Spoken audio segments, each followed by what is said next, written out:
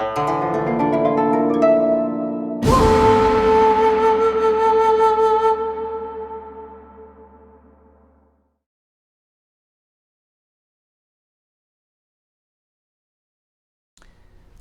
to Itten Dojo.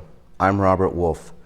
Persons watching their first aikijutsu practice may think, hey, that guy wasn't thrown, he went with the technique. Actually, that perception is correct. In reality, there are few throws in Daito-ryu aikijujutsu derived arts. Most techniques are kansetsu-waza, joint-destroying techniques, designed to break an elbow or wrist or dislocate a shoulder.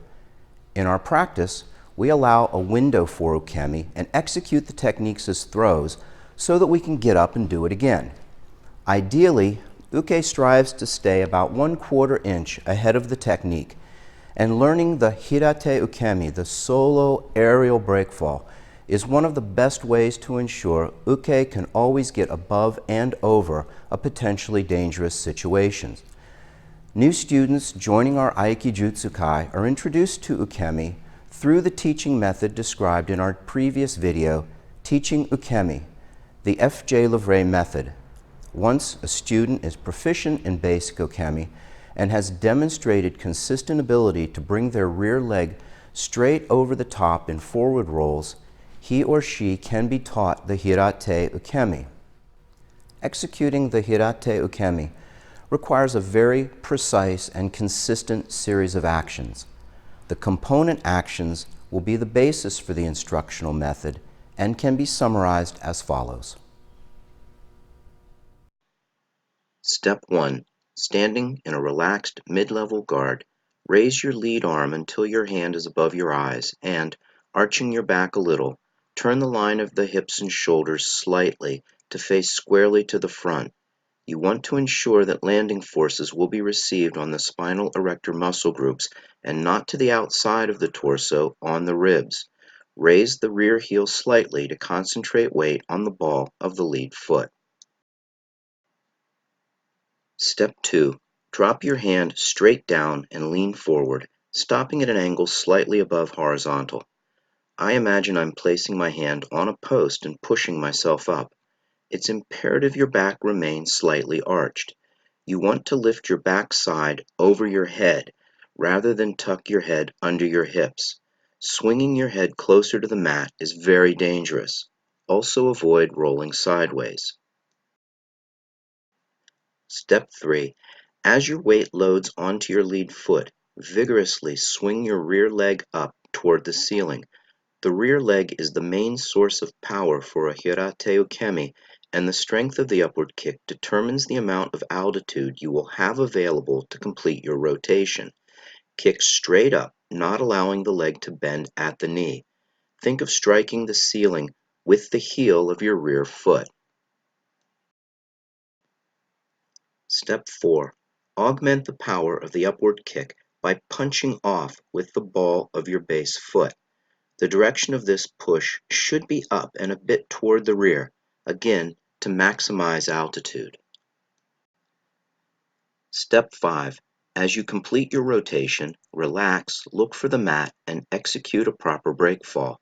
Your slapping arm will impact the mat first, followed by your back, buttocks, and legs. Make the landing phase last as long as possible, since the top priority is maximum distribution of impact forces, both in terms of time and over portions of the body. Step 6.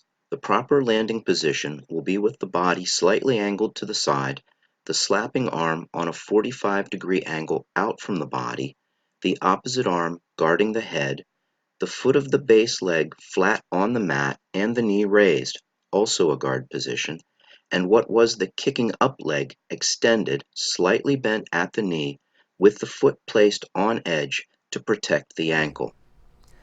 The student in this video has never done a solo aerial breakfall. He is doing everything demonstrated for the very first time. We introduce students to the hirate-ukemi by demonstrating and then having them slowly move through the first 5 steps of the sequence. The student is specifically told to raise the rear leg gently, just a foot or two from the mat rather than to kick, so that there is no chance of falling forward or actually leaving the ground. Throughout the instructional sequence, use as many repetitions as needed for the student to be completely comfortable with that stage. The student in this case is doing a good job of moving slowly, concentrating, and memorizing all of the steps in the sequence.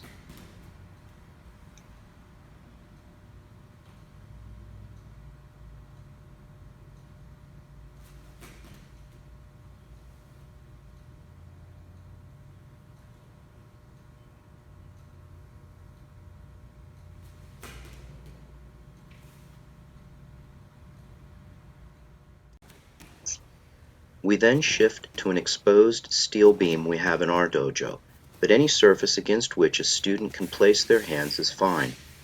The instructor demonstrates, and then the student practices putting power into the upward swing of the leg and punching up from the base foot.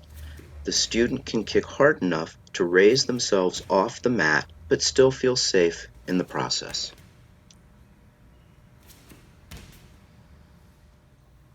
The next phase uses spotters to prevent injury to the student in case of a botched ukemi. After tying the student's belt with extra half knots on either side of the main knot, a spotter stands to either side of the student and takes a one-handed grip on the belt at the point of the hip. The spotter's free hand grasps their own wrist.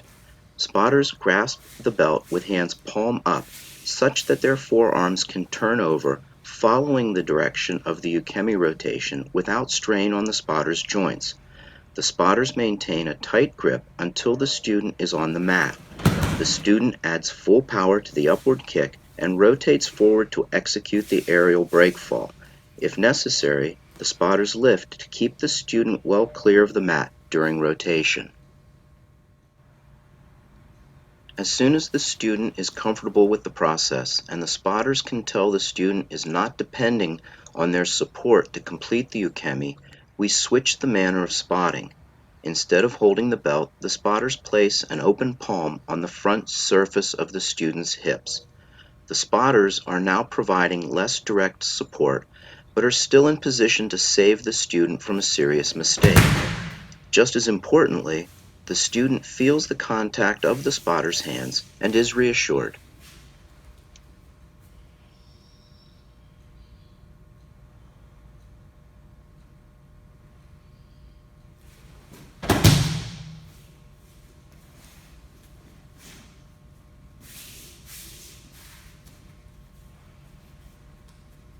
If all continues to go well, the student will soon be placing virtually no weight on the spotter's hands.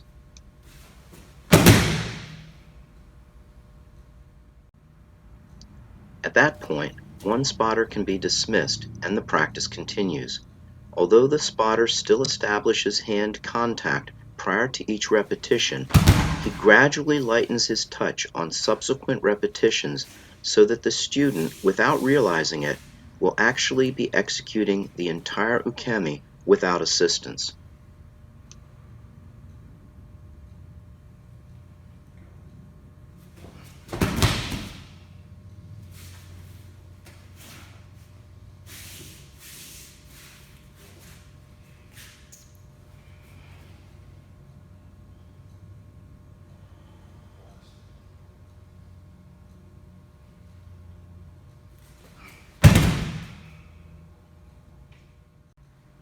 At that point, a consciously unassisted ukemi is attempted.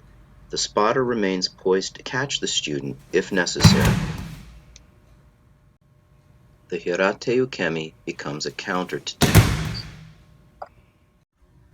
With more time and training, the student will add additional height and control to their ukemi, and I have the relief of knowing another member of the aikijutsu has added considerable assurance of safety to their practice.